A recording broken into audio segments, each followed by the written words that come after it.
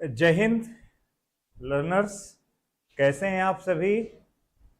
और हमारे साथ इस सेशन में बहुत सारे हमारे प्यारे प्यारे भाई और बहन जुड़ चुके हैं। बहुत अच्छा सुमित, मैं बिल्कुल ठीक हूँ। और क्या नाम है आपका, बरखा बेटा, मैं बिल्कुल ठीक हूँ। परीक्षित जी, मैं बिल्कुल ठीक हूँ। और उम्मीद है आप सभी भी बहुत अच्छे होंगे। और सबसे अच्छी बात यह है कि आप सभी पढ़ने वाले बच्चे हैं, तो आपकी पढ़ाई भी अच्छी चल रही होगी। बिना टाइम वेस्ट करते हुए थोड़ा सा मैं चीज़ों को बाइंड अप, एक शेप दूं कि अब तक मैंने क्या क्या पढ़ाया है। ठीक है, थोड़ा सा मैं चीज़ों को शेप दूं कि अब तक मैंने क्या क्या पढ़ाया है। तो एक बेसिक लेवल पर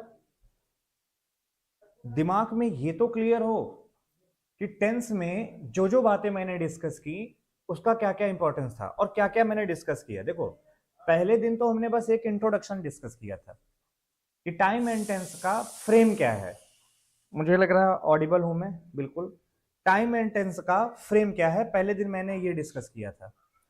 और दूसरे दिन जो मैंने डिस्कस किया था, वेरी इंपॉर्टेंट, वो ये डिस्कस किया था कि टाइम और टेंस में टाइम पहले क्यों आता है। Why why do we often write time before writing a tense. Tense लिखने के पहले हम टाइम क्यों लिख रहे होते हैं। What is the reason behind. Happy birthday. तो सबसे पहले ये चीजें बच्चे हमें समझनी पड़ेंगी, ठीक है। अब वो चीजें क्या है, कल मैंने डिस्कस किया था कि टेंस में टाइम पहले क्यों आता है। अब आज की क्लास में जैसा कि आपने देख लिया होगा कि मैं लिख के आया हूं, मैंने कहा थंबनेल पे भाई लिखना बेसिक टर्म्स। तो ये क्यों लिखवाया, क्योंकि है क्या, अभी मैं आपको प्रेजेंट इंडेफिनिट पढ़ाना स्टार्ट कर दूं। और प्रेजेंट इंडेफिनिट पढ़ाते समय मैं आपसे कहूं, सुनो ध्यान से, एडवर्ब ऑफ फ्रीक्वेंसी आएगी तो ऐसा होगा, एडवर्ब ऑफ डेफिनिट फ्रीक्वेंसी आएगी तो ऐसा होगा, एडवर्ब ऑफ इंडेफिनिट फ्रीक्वेंसी आएगी तो ऐसा होगा। अब आपको यही नहीं पता एडवर्ब ऑफ फ्रीक्वेंसी क्या होती है, तब तो फिर आप घूमोगे कि सर हमें तो पता नहीं है, हमारा बेसिक बड़ा कमजोर है। तो बच्चे, बेसिक में जो टर्म्स हैं मैं वो बताने जा रहा हूं। आजकल लोग बेसिक में जानते हो क्या बताते हैं, तातीते कहते हैं प्रेजेंट इंडेफिनिट है, रहा रही रहे, कॉन्टिन्यूअस यही कहे ये कॉन्टिन्यूअस है, चुका चुके चुके, परफेक्ट वहीं रुके ये परफेक्ट है। ये हिंदी करके काम नहीं बनेगा, फिर से क्लियर कर रहा हूं। तो आज की क्लास में हम टर्म्स डिस्कस करेंगे जो हमें हेल्प करेंगे, जो आगे का पूरा 8 से 10 लेक्चर होने वाला है, स्पेशली टेंस पर बेस्ड। तो जो वो लेक्चर टेंस पर बेस्ड होने वाला है, उसमें स्टेटिव वर्ब्स का रोल क्या है, एडवर्ब ऑफ फ्रीक्वेंसी का रोल क्या है, किसी भी वर्ड का मीनिंग क्या होता है, जो ग्रामेटिकल टर्म्स हैं वो सारी चीजें आज हम डिस्कस करेंगे। स्टिल माने भी अभी तक और जस्ट यट माने भी अभी तक, तो दोनों में अंतर क्या है। ठीक है, तो बहुत कुछ है जो आज की क्लास में डिस्कस करेंगे। और मुझे लगता है टाइम मेंटेनेंस की इससे ज्यादा महत्वपूर्ण क्लास और कोई नहीं हो सकती। तो let's start class with a great glory, with a great motivation. Ayush Singh Chauhan, प्रणाम, शिवनंदनी, विक्रांत, सुमित और विकास मांझी, क्या बात है। आजा भाई, ये डिस्प्ले विजिबल हो रही होगी आप सभी को, मुझे नहीं लगता कि विजिबल नहीं होगी। आजा। आज की क्लास में क्या क्या डिस्कस करूंगा मैं सबसे पहले आप लोगों को बता दूं। आज की क्लास में जो हम लोग डिस्कस करने जा रहे हैं बच्चे, सबसे पहले some basic terms.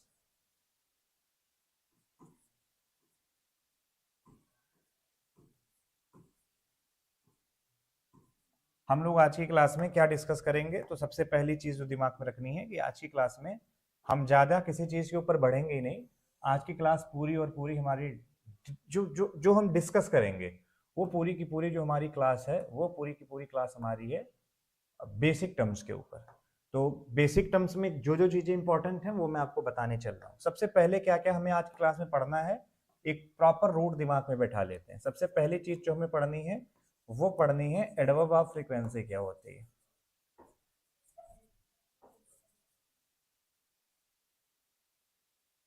Adverb of frequency क्या होती है। सेकंड हमें पढ़ना पड़ेगा स्टेटिव वर्ब्स क्या होती हैं।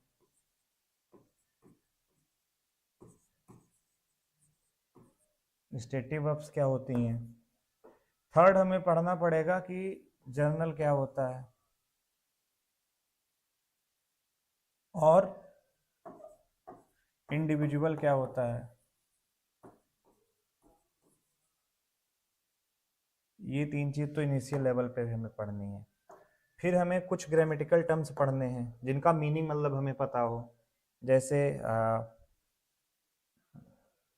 यट कभी आप लिख रहे हो, ठीक है, खैर इसको ना पढ़ाएंगे अभी, इतनी ही चीज पहले आज की क्लास में डिस्कस करेंगे। बहुत ज्यादा पढ़ाएंगे तो चीजें आपके दिमाग में मैसअप होंगी और वो आप भूल जाओगे।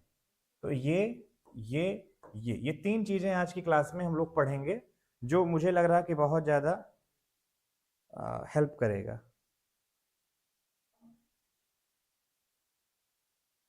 विक्रांत, अगर इसके पहले की 2 क्लास नहीं अटेंड करी है तो बेहतर तो ये होगा कि आप पहले वो दोनों क्लास अटेंड करें।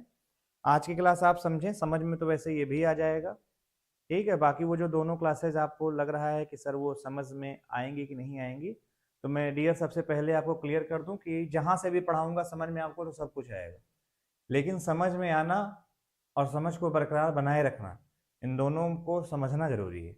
और इसके लिए बेहतर होगा कि ये क्लास खत्म करने के बाद आप पहली क्लास दूसरी क्लास जरूर देखें, ठीक है। हाँ, मतलब हवा हवाई सीखने से अच्छा बेहतर सीख लो एक बार, बार बार काम आएगा। तो आ जाओ, सबसे पहले एडवर्ब ऑफ फ्रीक्वेंसी की तरफ हम लोग बात करते हैं। भैया एक बात बताओ, एडवर्ब ऑफ फ्रीक्वेंसी का सबसे पहले लोचा समझो, उससे पहले 2-3 चीजें और डिस्कस करनी है। वो ये डिस्कस करनी है कि आप हेल्पिंग वर्ब और मेन वर्ब सीखो सबसे पहले। अच्छा बच्चे, ये मैं क्यों कह रहा हूं, मुझे लगता है कि यहां से भी मुझे क्वेश्चन 1-2 आपको दे ही देना चाहिए। जैसे कि मेरी एक बात समझना, अगर मैं आपसे कहूं कि ऑलवेज, तो ऑलवेज एडवर्ब ऑफ फ्रीक्वेंसी है। बस अभी मैं जनरल बात अपनी स्टार्ट कर रहा हूं, कोई जल्दबाजी नहीं है। ऑलवेज एडवर्ब ऑफ फ्रीक्वेंसी है। इसकी पोजीशन कहां होगी सेंटेंस में? देखो, अगर क्वेश्चन बनेगा तो 2 चीजें तो रखेगा ना दिमाग में वो। नंबर 1 कि अगर ऑलवेज लगा है, एडवर्ब ऑफ फ्रीक्वेंसी लगी है, तो टेंस कौन सा होगा। और नंबर 2, ऑलवेज अगर लगा है तो ऑलवेज कहां रखा होना चाहिए। पूरे सेंटेंस में कोई तो खास जगह होगी जहां पे आप ऑलवेज को रखोगे, कि कहीं भी ऑलवेज को डाल दोगे, शुरुआत में अंत में फेंक दोगे बाहर। Let me clear. मैंने लिखा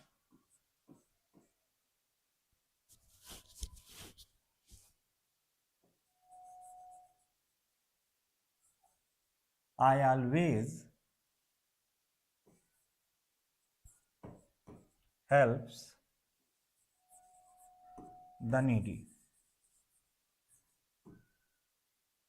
जिन लोगों को मतलब आवश्यकता होती है, मैं उनकी हमेशा मदद करता हूं। अब यहाँ पे देखो एक चीज, खैर वो मुझे एग्रीमेंट नहीं पढ़ाना है, आई की जगह मैं ही कर देता हूँ, किसी के लिए कह रहा हूँ। ही ऑलवेज हेल्प्स द नीडी। अब भैया एक बात बताना, ये लिखा है ही ऑलवेज हेल्प्स द नीडी, ये सही है या ये सही है?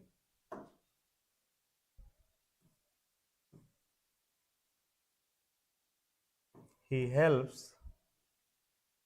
Always the needy.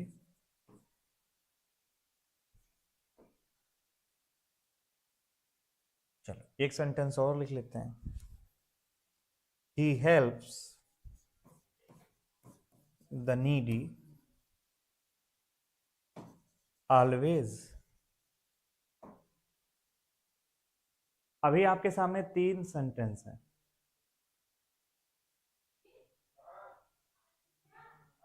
तीन चीजें हैं, फर्स्ट सेकंड थर्ड। अब आपको डिसाइड करना सही कौन सा है।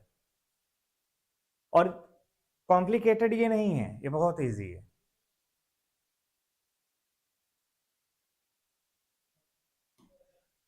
बहुत सिंपल, ये वाला सही है, ये वाला और ये वाला गलत है। अब ऐसा क्यों हुआ?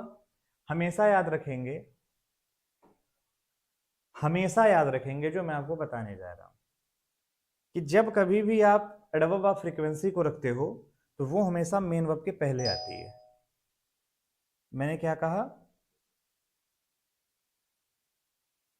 मैंने आपसे क्या कहा कि जब कभी आप एडवर्ब ऑफ फ्रीक्वेंसी, पूरी बात सुनिए, जब कभी आप एडवर्ब ऑफ फ्रीक्वेंसी को रखते हैं तो मेन वर्ब के पहले आती है। जैसे उसकी मिड पोजीशन होती है ना, देखो ये मेन वर्ब है, एडवर्ब ऑफ फ्रीक्वेंसी कहाँ आई? पहले आई। तो एडवर्ब फ्रीक्वेंसी हमेशा कहाँ आती है भैया? एडवर्ब फ्रीक्वेंसी हमेशा मेन वर्ब के पहले आती है। दिमाग में चीज फिट हो गई कि एडवर्ब फ्रीक्वेंसी हमेशा कहाँ आएगी? मेन वर्ब के पहले आएगी। मैंने कहा जरा एक बात अभी सोचो, अगर मैं कभी ये लिख रहा हूं कि आई एम ऑलवेज विद यू, अब कितने बच्चों को पता है, कितने को नहीं पता, इस वजह से मुझे पहले पढ़ाना पड़ेगा कि हेल्पिंग वर्ब और मेन वर्ब में अंतर करना भी मेरे भाई सीख लो। जैसे मैंने लिखा आई एम लाफिंग,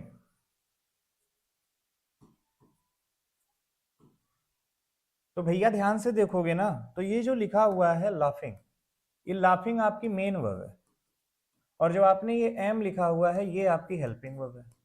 अब आप पूछो सर ऐसा कैसे आपने बता दिया कि ये हेल्पिंग वर्ब है? तो मैं कहूंगा ये जो भाई हेल्पिंग वर्ब है ना, इसके हेल्पिंग वर्ब होने की कुछ वजह है। ये इस मेन वर्ब का हेल्प कर रही है, ये एम इस लाफिंग मेन वर्ब का हेल्प कर रही है। किन चीजों में हेल्प कर रही है मैं आपको बता देता हूं, कुछ खास चीजों में हेल्प कर रही है। कैसे? सबसे पहला तो हेल्प कर रही है टेंस बताने में। अगर मैं एम को हटा दूं तो क्या ये टेंस बता पाओगे कि प्रेजेंट है, पास्ट है या फ्यूचर है? नहीं बता पाओगे। वाज लग जाएगा तो पास्ट हो जाएगा, विल बी लग जाएगा तो फ्यूचर हो जाएगा। मतलब मेरे कहने का ये हुआ कि ये जो हेल्पिंग वर्ब है ये मेन वर्ब का हेल्प कर रही है टेंस बताने में। नंबर दो, नंबर बताने में। नंबर का मतलब बच्चे क्या होता है? नंबर का मतलब होता है सिंगुलर और प्लूरल। नंबर का मतलब क्या होता है? नंबर का मतलब होता है सिंगुलर और प्लूरल। तो ये इसमें हेल्प करता है। अब आप बताओ, अगर मैं यहां ही लिखता हूं तो इज आता है, दे लिखता हूं तो आर आता है, इसका मतलब ये नंबर भी बता रहा है। और नंबर तीसरा जो मेन है, ये वॉइस बताने में भी हेल्प कर रहा, भी बता रहा है कि आप किस में लिखे हुए हो? एक्टिव में लिखे हुए हो, आप पैसिव में नहीं लिखे हो। तो समझ में क्या आया? समझ में हमें ये आया कि जब कभी सेंटेंस में हेल्पिंग वर्ब लिखी जाती है तो वो मेन वर्ब का हेल्प करती है। क्या क्या बताने में? टेंस, नंबर और वॉइस बताने में। अच्छा मेरे भाई, अगर ये बात आपको समझ में आ जाए तो अब एक सेंटेंस और लेना फटाफट अपने दिमाग में। आ जाओ इधर लो। अगर मैं आपसे कभी ये कहूं कि आई, मैंने बस प्लेन लिखा है, ठीक है, मैंने लिखा आई एम विनय, मैंने लिखा आई एम विनय। अब मेरे भाई आप ये बताना, ये जो विनय आपने लिखा है, विनय क्या है? तो पता चल गया सर, विनय जो है ना ये तो कॉम्प्लीमेंट है। एम को क्या मानोगे ये बताओ, हेल्पिंग वर्ब मानोगे या मेन वर्ब मानोगे? अगर एम को हेल्पिंग वर्ब मानते हो तो कौन सी मेन वर्ब है जिसका ये हेल्प करेगा? भाई फिर से समझो, एम यहां पर हेल्पिंग वर्ब था इसलिए हेल्पिंग वर्ब नहीं माना कि एम हेल्पिंग वर्ब है। एम को इसलिए मैंने हेल्पिंग वर्ब कहा क्योंकि एम ने इस मेन वर्ब का हेल्प किया। अब मुझे आप ये बताओ कि ये वाला एम यहां किसका हेल्प करेगा? कोई मेन वर्ब तो यहां है नहीं, तो अगर कोई मेन वर्ब नहीं है तो ये एम यहां हेल्प किसका करेगा? इसका मतलब ये एम ही यहां पर क्या माना जाएगा? मेन वर्ब माना जाएगा। तो क्या कॉन्सेप्ट समझ में आया? कोई हेल्पिंग वर्ब तब तक है जब तक उसके साथ मेन वर्ब है। अगर मेन वर्ब नहीं होगा तो हम तुरंत उस हेल्पिंग वर्ब को क्या मान लेंगे? मेन वर्ब मान लेंगे। ये एट्रीब्यूट बी, हैव और डू की फॉर्म में होते हैं, सब में वैसे होते भी नहीं है। ये एट्रीब्यूट केवल 3 में होते हैं, बी में होता है, हैव में होता है, डू में होता है। बी का मतलब आप समझते ही होंगे, इज, एम, आर, वाज, वर। ये मतलब होता है बी का। हैव का मतलब आप समझते ही हैं, हैज, हैव, हैड। और डू का मतलब भी आप समझते ही होंगे, डू, डज, डिड। तो इतनी बात तो बड़ी कॉमन सी है, बड़ी सिंपल फिलॉसफी है, दिमाग में हमेशा याद रखने वाली है कि जब कभी कोई हेल्पिंग वर्ब किसी का हेल्प करेगी तब तो हेल्पिंग कह लोगे, अदरवाइज उसे हेल्पिंग ना कहना, वो खुद ही मेन वर्ब बन जाएगी। अब अगर ये बातें आपको समझ में आ गई हो, मतलब इन बातों को आपने अच्छी तरह से समझ लिया, मैं थोड़ा सा आगे बढ़ू। अब देखो एक बात बताना, यहां पे आपने लिखा I am always with you, क्या I am always with you में आपने कोई मेन वर्ब लिखा? Answer will be very simple, यहां तो कोई मेन वर्ब नहीं है। और अगर यहां कोई मेन वर्ब नहीं है तो इसका मतलब ये है कि ये जो हेल्पिंग वर्ब है ना, यही क्या मानी जाएगी, मेन वर्ब मानी जाएगी। और अभी हम क्या पढ़ के आ रहे हैं बच्चे, अभी हम ये पढ़ के आ रहे हैं कि ऑलवेज हमेशा मेन वर्ब के कहां आता है, पहले आता है। ऑलवेज हमेशा मेन वर्ब के पहले आता है, तो फिर यहां पे ऑलवेज मेन वर्ब के बाद क्या कर रहा है, जबकि सेंटेंस सही है। तो कहने का मतलब ये है कि अगर हम कॉन्सेप्चुअली बहुत ज्यादा शार्प नहीं होंगे, साउंड नहीं होंगे, तो पेपर हमसे नहीं निकलेगा। आज के बच्चे की कमजोरी ये है कि दिमागी तौर पे वो विकलांग हो चुका है।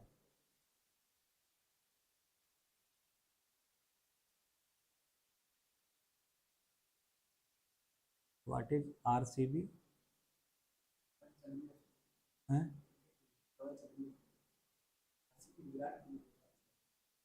हाँ, ये क्या कौन है? हाँ,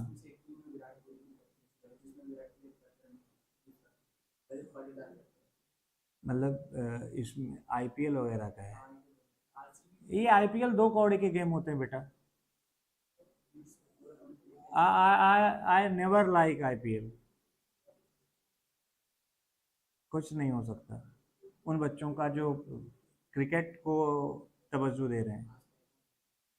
आरसीबी का पहला मैच क्या है सब लोग जानते हैं। लिटरली आई डोंट नो, इसलिए मुझे पूछना पड़ रहा है हिमांशु भाई से, मुझे नहीं पता है क्या होता है आरसीबी और क्या होता है जेसीबी। खैर, आई एम ऑलवेज विद यू, मैंने ये लिखा। तो जो मैं बता रहा हूं वो ये बता रहा हूं कि फिर कॉन्सेप्ट क्या ध्यान रखना है। तो अभी कंफ्यूजन बन गई या नहीं बन गई? अगर कंफ्यूजन बन गई तो बहुत सही पकड़ रहे हो, बहुत सही पढ़ाई में आगे बढ़ रहे हो। और अगर कंफ्यूजन नहीं बनी तो तुम ससुर गधा हो, क्लास छोड़ो भागो। कंफ्यूजन बननी चाहिए। जो मैंने पढ़ाया अभी तक इसमें कंफ्यूजन बन जानी चाहिए कि ऑलवेज जो आप लिख रहे हो, एडवर्ब ऑफ फ्रीक्वेंसी आप जो लिख रहे हो, वो मेन वर्ब के पहले आती है। भाई फिर से सुन लो मेरी बात, अभी तक क्या क्या पढ़ाया अभी से सुन लो मेरे भाई। ये पढ़ाया है कि अगर कभी सेंटेंस में एडवर्ब ऑफ फ्रीक्वेंसी आती है तो एडवर्ब ऑफ फ्रीक्वेंसी हमेशा मेन वर्ब के पहले आती है। फिर दूसरी बात मैंने आपको बताई कि भाई adverb of frequency main verb के पहले आती है, तो यहां मेन वर्ब के बाद क्या कर रही है। 2 बातें मैंने पढ़ाई हैं। अब तीसरी बात देखो, अभी कंक्लूजन एक साथ बोलूंगा, अभी ऐसे बोल दिया तो फिर काहे का विनय मिश्रा। मैंने लिखा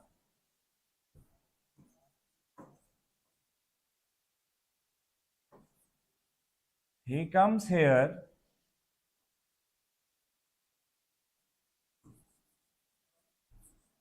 every day, he comes here every day, या ही कम्स हेयर डेली, कुछ भी लिख सकते हो ना, कि जरूरी एवरीडे ही लिखोगे आप, एवरीडे हटा के लो डेली लिख दो। तो आपको ये पता होना चाहिए कि भैया ये भी क्या है, एडवर्ब ऑफ फ्रीक्वेंसी है। ये क्या है? अरे सिंपल आंसर करो ना, ये भी एडवर्ब ऑफ फ्रीक्वेंसी है, ये भी एडवर्ब ऑफ फ्रीक्वेंसी है। अब अगर ये एडवर्ब ऑफ फ्रीक्वेंसी है तो मुझे एक बात बताना, मेन वर्ब तो यहां है, आंखें फाड़ फाड़ के देख रहे हो, मेन वर्ब तो यहां है, तो एडवर्ब ऑफ फ्रीक्वेंसी अब की बार बाद में क्या कर रही है। कहने का मतलब ये है प्रेजेंट इंडेफिनिट में ही भूमिका आ जाती है एडवर्ब ऑफ फ्रीक्वेंसी की। पढ़ तुम चैप्टर रहे हो टाइम एंड टेंस का, टाइम एंड टेंस के चैप्टर में इंपॉर्टेंस किसकी होनी चाहिए, टेंस की। लेकिन एग्जामिनर रिलेट कहां से करेगा, एडवर्ब से। क्यों एडवर्ब से रिलेट करेगा, क्योंकि टेंस का मतलब मैंने बताया था फॉर्म ऑफ फाइनाइट वर्ब, और वर्ब को सपोर्ट करने वाले जितने भी कंपोनेंट्स होंगे सब कुछ रिलेट करके पेपर पूछेगा, 2 मिनट में ढाके चिकी कर देगा। इसलिए बच्चे इंपॉर्टेंस है डिटेल में पढ़ने की, प्रैक्टिस क्वेश्चन आंसर करने से सिलेक्शन नहीं हुआ करता। चलो, तो कुल मिलाकर के अब हमारे दिमाग में 3 बातें आ गई। तीनों बातें क्या क्या है सर, थोड़ा सा डिटेल कर दीजिए। आ जाओ बच्चे, मैं पहली बात है डिटेल, मैं अभी एक्सप्लेन कर रहा हूँ। आई थिंक मुझे लग रहा है आज मेरा मन हो रहा है यही एक्सप्लेन करता रहूं। तो आप ये सोचो किस विजन से मैं सोच रहा हूं।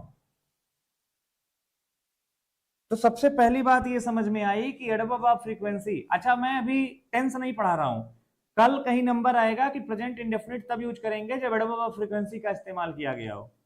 और कल मैं कहूंगा एडवर्ब ऑफ फ्रीक्वेंसी का इस्तेमाल कहीं देखना तो तुम समझ जाना प्रेजेंट इंडेफिनिट, बच्चा कहेगा वाह क्या रूल पढ़ाया है। अरे मेरे भैया तुम एडवर्ब ऑफ फ्रीक्वेंसी रट लोगे मान लो बिना उनको समझे, यूज कहां करोगे उनको, मेन वर्ब के पहले कि मेन वर्ब के बाद में कि सेंटेंस के पहले कि सेंटेंस के बाद में, इसी में नानी मर जाएंगी। अब बताओ, कमेंट वगैरह करते रहा करो भाई कि समझ में आ रहा है कि नहीं समझ में आ रहा है, भांग पी के देख रहे हो क्या, कमेंट करते रहा करो। आ जाओ आगे चलो। देखो ये जो सेंटेंस लिखा है जहां पे adverb of frequency main verb के पहले आई है ये भी सही है, जहां पे adverb of frequency main verb के बाद आई है ये भी ठीक है, और जहां पे एडवर्ब ऑफ फ्रीक्वेंसी सेंटेंस के लास्ट में आई है ये भी ठीक है।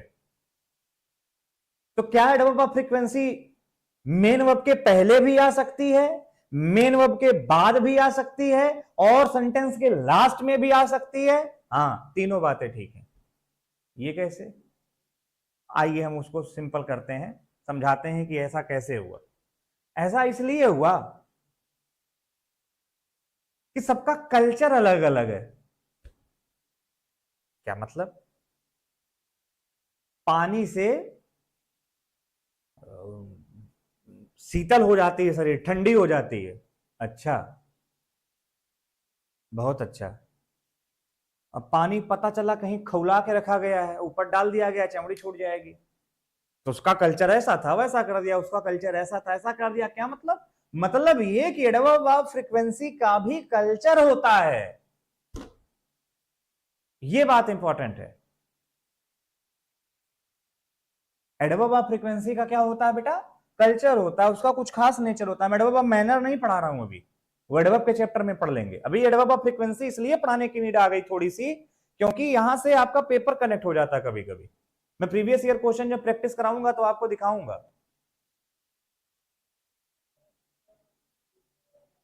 विक्रांत थैंक यू भैया। इसलिए इंपॉर्टेंस होती है थोड़ा सा एडवर्ब ऑफ फ्रीक्वेंसी को समझ लें। और मुझे लग रहा है जो ऑडियंस समझ रही होगी उसे सच में मजा आ रहा होगा कि हाँ कुछ तो चल रहा है दिमाग में। अब कुछ फिगर हो रहे होंगे, ऐसा क्या हुआ ऐसा क्या हुआ। आ जाओ मैं सिखाता हूं। तो देखो एडवर्ब ऑफ फ्रीक्वेंसी दो टाइप की होती है, एक होती है डेफिनिट एडवर्ब ऑफ फ्रीक्वेंसी।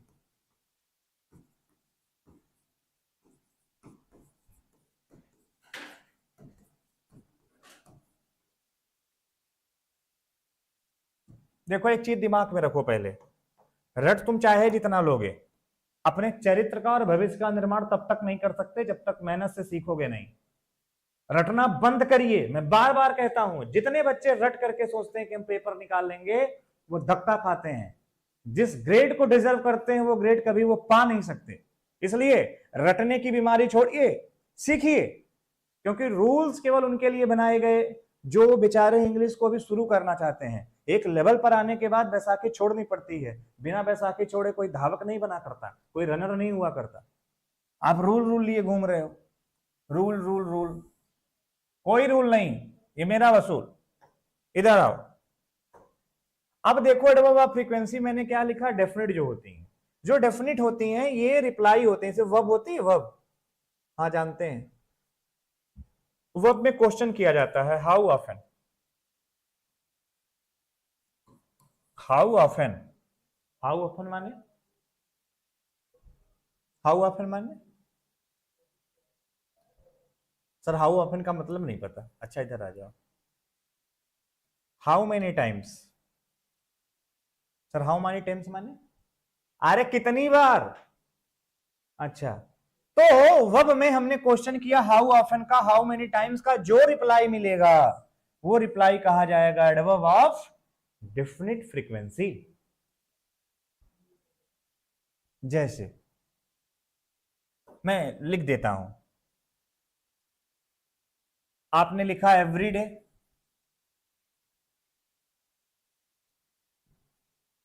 आपने लिखा एवरी डे, आपने लिखा एवरी वीक, आपने लिखा एवरी मंथ, आपने लिखा एवरी ईयर। अरे लिख दो एवरी के साथ समय बताने वाला, वो पता चल गया एडवर्ब ऑफ फ्रीक्वेंसी है। आप लिख दिया वंस अ मंथ, आपने लिखा ऐसे once a day, once a week, once a year, कुछ भी लिख दो। अरे वंस नहीं लिखना है, ट्वाइस लिख दो। अच्छा, हाँ, अरे डेली जानते हो ना, डेली, हाँ हाँ जानते हैं, डेली हो गया। अच्छा अच्छा, वीकली माने क्या होता है? Once a week. मंथली माने क्या होता है? मंथली माने, ओ मंथली का मतलब होता है वंस अ मंथ। अच्छा अच्छा, ईयरली क्या होता है? अरे क्वार्टरली लगा लो, एनुअली लगा लो, किसने कहा कि तुम यही शब्द रटो? तुम्हें तो बस ये सिस्टम पता होना चाहिए। सिस्टम क्या है ये देखो, how often, how many times का जो रिप्लाई होगा वो एडवर्ब ऑफ डेफिनेट फ्रीक्वेंसी होगा। ये पॉइंट है, पॉइंट ये है।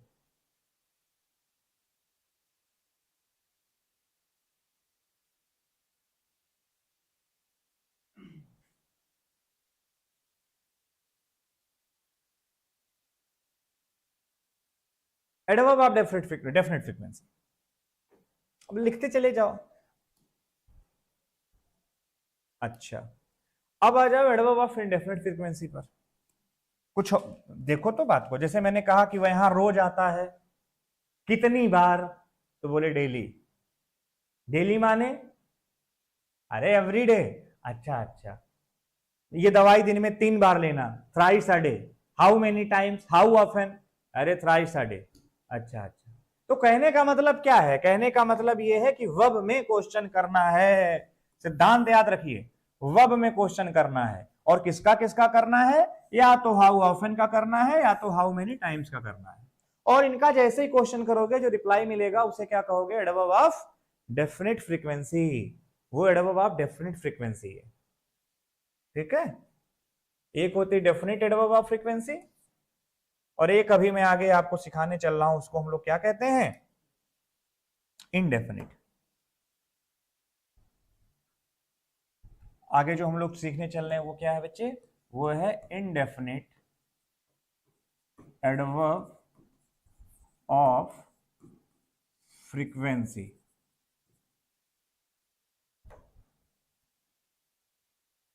अब इनडेफिनिट एडवर्ब ऑफ फ्रीक्वेंसी जो होती हैं, इनमें कुछ श्योर नहीं होता।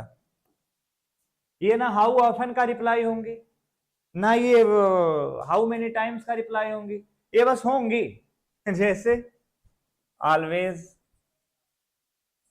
अब इनको दिमाग में रखना, never, seldom, rarely, barely, occasionally,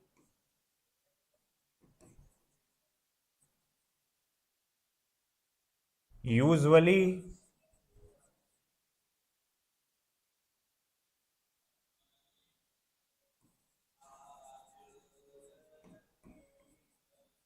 sometimes,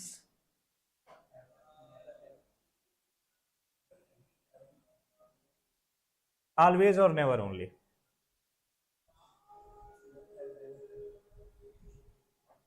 always, never, seldom, rarely, barely, occasionally, usually. यहां पे एक और लिख सकते हो, फ्रीक्वेंटली।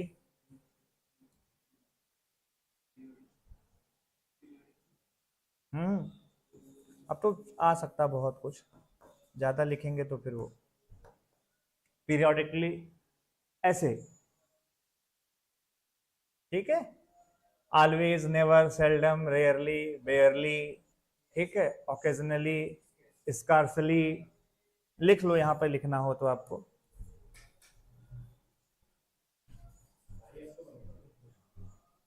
अभी पता है बहुत गर्मी लगने लगी थी, वो जैसे उठती है बंद कर देते हैं तो ज्यादा बिल खाएगी।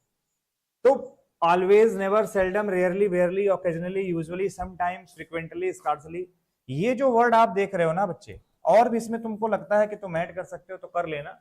ये सारे के सारे जो वर्ड्स आप देख रहे हो, ये सारे के सारे वर्ड्स क्या हैं बच्चे? ये सारे के सारे वर्ड्स हैं एडवर्ब ऑफ इनडेफिनिट फ्रीक्वेंसी। पहले तो दिमाग में रखो। ये देखो पवन कह रहे हैं बेसिकली। अरे मेरे भैया, बेसिकली कहां से हो जाएगा एडवर्ब ऑफ फ्रीक्वेंसी? बेसिकली कभी वर्ब के लिए नहीं आता, पहले दिमाग में रखो। बेसिकली कभी वर्ब के लिए नहीं आएगा, ठीक है, उसे सबसे पहले दिमाग में रखो। वैसे दिमाग में ही रख पाओगे और कहाँ ही रखोगे। तो जो चीज आपको ध्यान रखनी है वो ये ध्यान रखनी है, sometimes basically your action makes people soft get people soft. अभी कूल है, कूल नहीं तो हाँ देखो लिख दिया, उसने लिख दिया, फ्रीक्वेंटली लिख दिया, बहुत बढ़िया लिख दिया। तो अभी ये क्या है, इंडेफिनिट एडवर्ब ऑफ फ्रीक्वेंसी है। तो एक बार मैं समराइज कर दूं, मैंने क्या कहा, हमारे मन में डाउट ये बना कि adverb of frequency main verb के पहले आती है, पहला सेंटेंस कह रहा था, हाँ ठीक। दूसरा कह रहा था भाई adverb of frequency main verb के बाद आती है, हाँ वो भी ठीक था। और तीसरी कंडीशन कह रही थी एडवर्ब ऑफ फ्रीक्वेंसी सेंटेंस के लास्ट में आती थी, तो मैंने कहा हाँ ये भी ठीक था।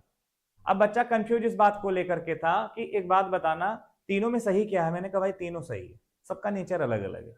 तो उस नेचर को समझने के लिए सबसे पहले हमने क्या समझाया, हमने कहा भाई एडवर्ब ऑफ फ्रीक्वेंसी दो टाइप की है, एक है डेफिनिट, एक है इनडेफिनिट। अब जो बोलने जा रहा हूं उसे ध्यान से समझना। ये जो डेफिनिट एडवर्ब ऑफ फ्रीक्वेंसी होती है, मुझे लग रहा है डेफिनिट आप सबने समझ लिया होगा अब तक, और नहीं समझा होगा तो फिर आप इस क्लास को पढ़ने के काबिल नहीं हो। अब मैं तेरे काबिल हूं यहां, लेकिन तू मेरे काबिल नहीं, ये दिमाग में रखना। अब वो डेफिनेट एडवर्ब ऑफ फ्रीक्वेंसी जो थी ना, जो हाउ ऑफन का रिप्लाई थी, हाउ मेनी टाइम्स का रिप्लाई थी, वो सेंटेंस में हमेशा लास्ट में जाएगी। Always remember last. इसको ग्रामर में जानते हो क्या लिखा है पीसीएस ने, वो क्या शानदार वर्ड यूज किया, एंड पोजीशन। इसके लिए जो वर्ड यूज किया है वो यूज किया है end position. What is the position of definite adverb of frequency, that is end position in itself. It means you have to put always adverb of frequency in the last of sentence, unless until आपको adverb of frequency को sentence के कहां लिखना होगा, sentence के आपको last में ही लिखना होगा। मतलब अगर आप ये चाह रहे हो कि आप पहले लिख लोगे बाद में, घंटा नहीं लिख पाओगे। आपको लिखना पड़ेगा तो कहां लिखना पड़ेगा, आपको लिखना पड़ेगा वो भी बाद में लिखना पड़ेगा, पहली चीज ये। दूसरी बात, अब जो आपने सेंटेंस में अभी पढ़ा, इसके अलावा एक indefinite adverb of frequency. Indefinite adverb of frequency क्या थी, तो इंडेफिनिट एडवर्ब ऑफ फ्रीक्वेंसी भैया वो थी, इंडेफिनिट एडवर्ब, थोड़ा सा आवाज धीमी कर लें पिताजी।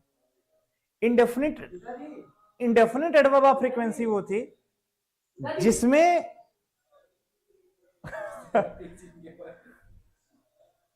इंडेफिनिट एडवर्ब ऑफ फ्रीक्वेंसी वो थी कि इंडेफिनिट एडवर्ब ऑफ फ्रीक्वेंसी की जो पोजीशन थी उसको पीसी रन ने क्या लिखा, उसको लिखा कि एंड पोजीशन नहीं है, ये मिड पोजीशन है, ये एंड पोजीशन नहीं है, ये मिड पोजीशन है। यानी इंडेफिनिट एडवर्ब ऑफ फ्रीक्वेंसी कहां आएगी, बीच में आएगी सेंटेंस के। तो बीच में कहां आएगी, कहीं भी आ जाएगी। मैंने क्या कहा, एडवर्ब है तो वर्ब के आसपास मंडराएगा। तो अगर ये वर्ब के आसपास मंडराएगा तो इसका मतलब एक चीज याद रखना कि जितनी भी मेन वर्ब होंगी, अब देखो यहां से कहानी खेल कर रही है, जितनी भी मेन वर्ब होंगी, जितनी भी मेन वर्ब्स हैं, सारे मेन वर्ब्स के कहां आती है, पहले आती है। यहां पे कहीं आएगी इंडेफिनिट एडवर्ब ऑफ फ्रीक्वेंसी, जितनी मेन वर्ब्स होंगी यहां कहीं दिखेगी। ठीक, समझिए समझिए समझिए। जितनी भी एडवर्ब, जितनी भी मेन वर्ब्स हैं, जितनी भी मेन वर्ब्स हैं, उनके पहले इंडेफिनिट एडवर्ब ऑफ फ्रीक्वेंसी आती है, उनके पहले आती है। पहली चीज दिमाग में ये ध्यान रखना। दूसरी बात क्या ध्यान रखना है, दूसरी बात इसलिए बंद कर, ओके थैंक यू। तो जितनी मेन वर्ब है, मेन वर्ब के पहले इंडेफिनिट एडवर्ब ऑफ फ्रीक्वेंसी आएगी। पहली चीज समझ में आ गई, समझ में आ गया होगा बच्चों, ऐसे समझना। डेफिनिट एडवर्ब ऑफ फ्रीक्वेंसी कहां जाएगी, हमेशा लास्ट में, चक्कर छोड़ दो। इसीलिए एवरीडे देखो कहां लिखा जा रहा था, डेली कहां लिखा जा रहा था, एकदम बाद में, उसका चक्कर छोड़ो। इंडेफिनिट लोचा करती है, इंडेफिनिट कहां लिखा जाता है, इंडेफिनिट में टीचर से पूछो सर ऐसा क्या हुआ, कहते हैं हो गया, काहे हो गया, इतने रूल है, कोई रूल नहीं है। इंडेफिनिट एडवर्ब ऑफ फ्रीक्वेंसी की जो पोजीशन है वो मिड पोजीशन है। और उसमें एक बात याद रखना, क्या कि वो मेन वर्ब की हमेशा कहां आती है, पहले आती है। लेकिन अगर मेन वर्ब बनने का काम, क्या कहा मैंने, अगर मेन वर्ब बनने का काम कभी बी की फॉर्म करे, बी की फॉर्म मतलब अभी मैंने बताया था is, am, are, was, were. अगर ये मेन वर्ब बने, हेल्पिंग वर्ब बने तब नहीं। अगर बी की form is, am, are main verb बनने का काम करे तो इसके बाद इंडेफिनिट एडवर्ब ऑफ फ्रीक्वेंसी आती है। यानी मेन वर्ब के पहले आती है, लेकिन वो और सारी मेन वर्ब है, हैज की फॉर्म हो गई, हैव की फॉर्म हो गई, डू की फॉर्म हो गई, प्ले हो गया, जंप, सिंग, ये हो गया। लेकिन बी की फॉर्म लिखा है तो फिर बाद में जाना पड़ेगा। ये एडवर्ब ऑफ फ्रीक्वेंसी का कॉन्सेप्ट है। अब आइए हम आपको वही सेंटेंस वेरीफाई कराते हैं जहां पे मैंने आपको कंफ्यूज किया था। देखिए पहला सेंटेंस देखिए, ही ऑलवेज हेल्प्स द नीडी।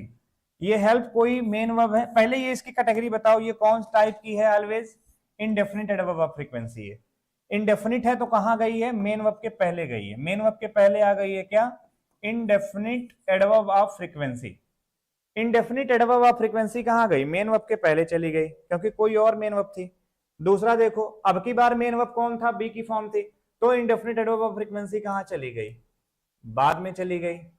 मुझे लगता है ये बात समझ में आ गई होगी। और तीसरे में मैंने क्या कहा था? ये भी एडवर्ब ऑफ फ्रीक्वेंसी है, लेकिन ये कैसी है? डेफिनिट है, तो हमेशा लास्ट में चली गई। अंतर क्या है?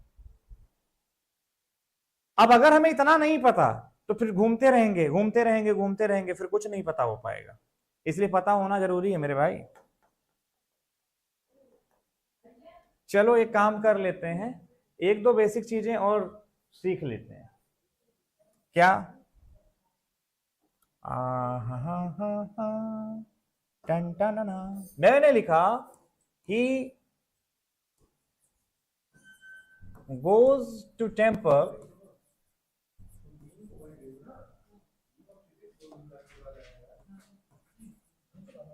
he goes to temple। क्या लिखा मैंने? he goes to temple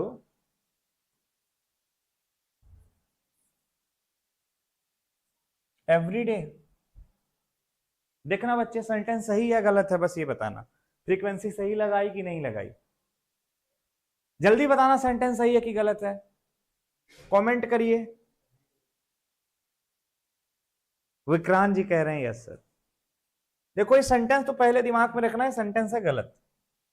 अब बच्चों को बीमारी होती है कि सर ऐसा क्यों करते हो बार बार, अब तो ये बिल्कुल ठीक लग रहा था, फ्रीक्वेंसी आ गई, वो भी बाद में लिखी है, डेफिनेट है, ऐसा नहीं है।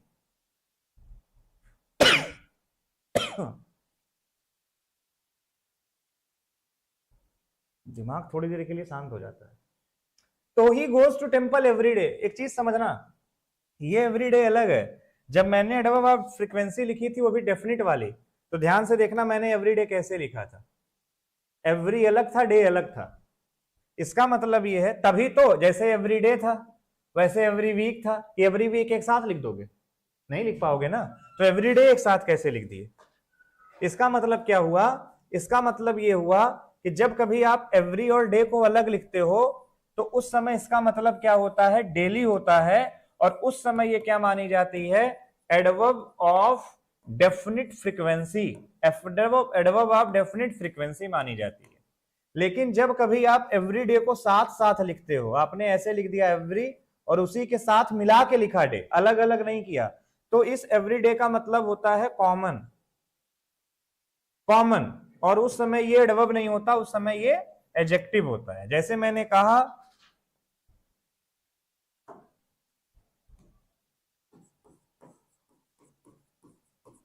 It is my everyday task, it is my everyday routine, everyday routine, ये मेरा कॉमन रूटीन है।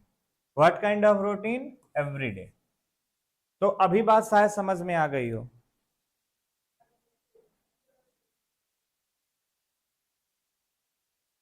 अच्छा अच्छा,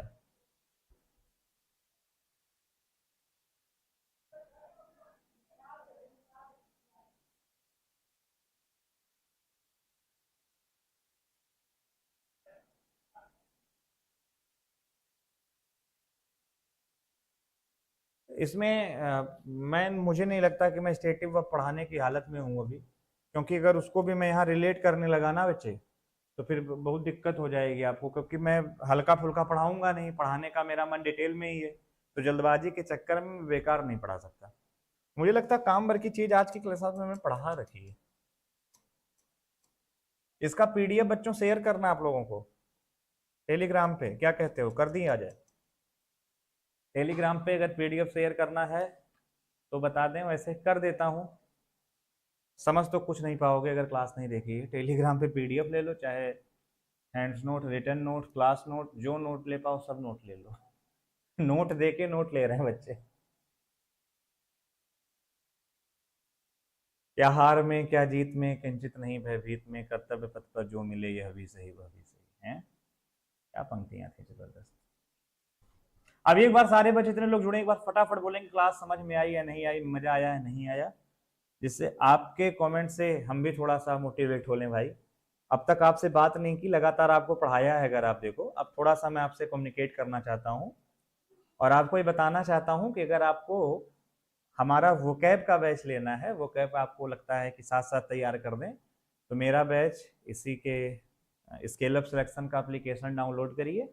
वोकैब की पाठशाला मेरा बैच है और वोकैब की पाठशाला का डेमो भी आपकी प्लेलिस्ट में बना हुआ है, जहां लाइव सेशन की आप प्लेलिस्ट ग्रामर की देख पा रहे हैं, उसी के नीचे वोकैब की पाठशाला का भी एक अलग प्लेलिस्ट बनी हुई है। तो आप वोकैब की पाठशाला में एक चीज़ देख लेंगे। Thank you thank you thank you Barkha, thank you so much. आप उसमें ये चीज़ आराम से देख पाएंगे कि वोकैब किस अप्रोच से मैं करा रहा हूँ। निमोनिक्स, एटमोलॉजी, जिसको आप रूट वर्ड कहते हो, thank you Ayush, thank you, वो चीज़ें, ठीक है। तो आप वहाँ से जाइए, समझिए, अगर आपको लगता है तो बड़े नॉमिनल चार्जेस में 249, 3000 से ज़्यादा शब्दों को मैंने लर्न कराया है और अभी वो क्लासेस में ले रहा हूँ।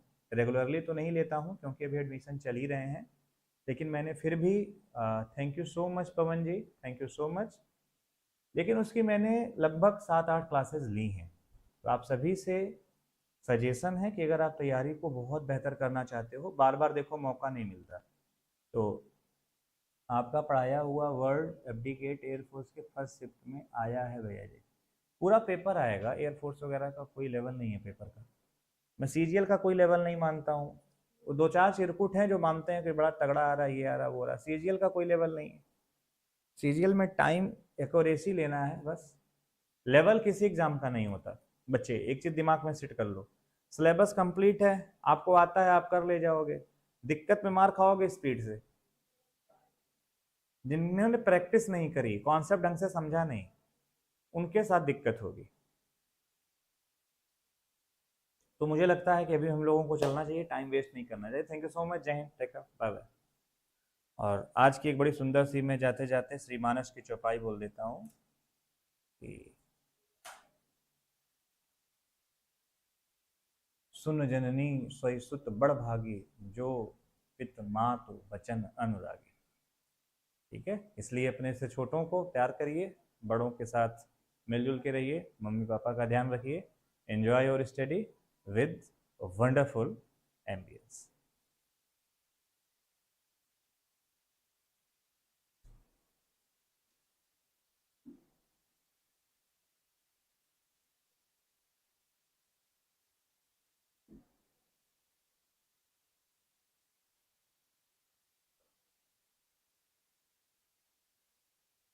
पवन।